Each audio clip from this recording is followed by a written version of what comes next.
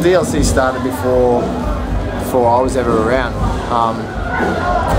Kim and Stewie's old band Oka used to gig with my old band Melodicy, and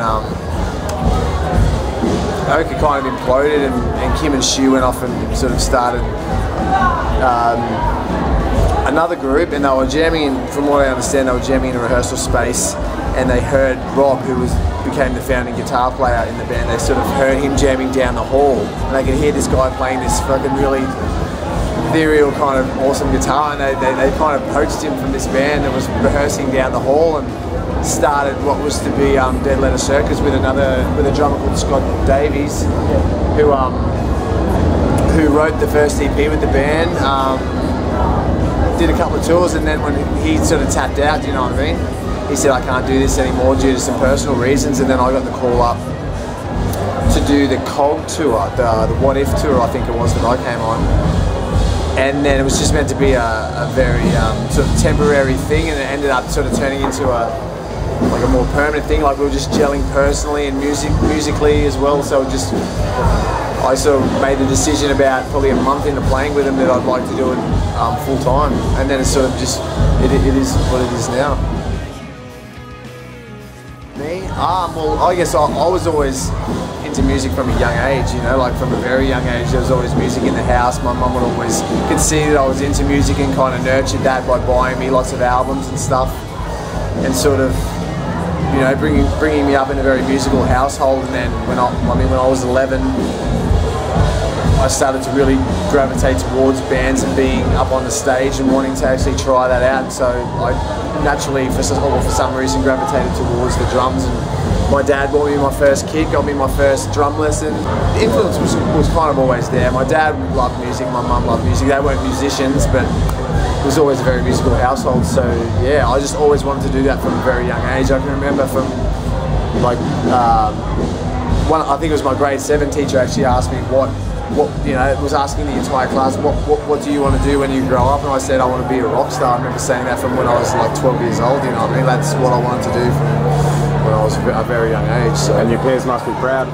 Yeah, mum and dad are very proud of what I'm. I mean, they fucking hated the idea when I first did. I was like, you know, you tell your mum, oh, you know, I really want to try this music, and I really want this to be my career. And usually the knee-jerk response of any parent is, no, you've got to have a solid background. You've got to have a trade behind you. Or you've got to get a TAFE, and you've got to get this done. And they want you to be a doctor. Yeah. Or something. They want you to do something kind of. They always want you to do something kind of traditional to get out into the workforce thing. And like for some people like me, that was never what I wanted to do. You know.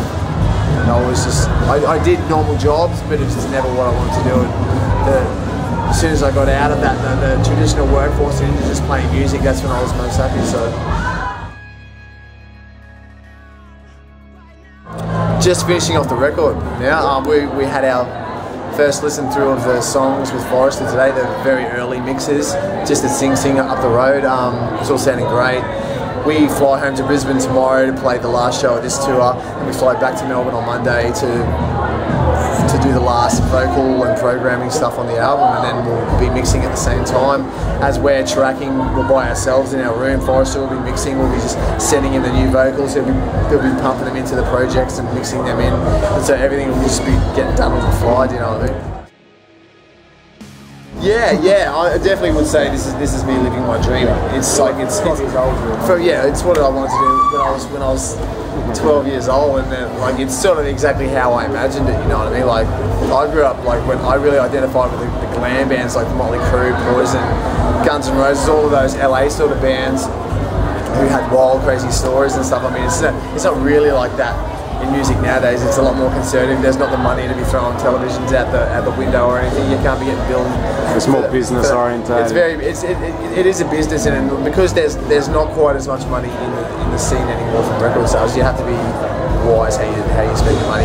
But it's fucking awesome. Like I get to get up on stage in front of people that actually like our music. You know what I mean? That's the next thing from like, because I started in sort of smaller original bands. Went to covers for a while, was playing, and that can get a bit soul crushing, playing covers where people don't give a fuck about the band, you know what I mean? Actually playing in a band that people really are passionate about and really care about. I love your craft. Yeah.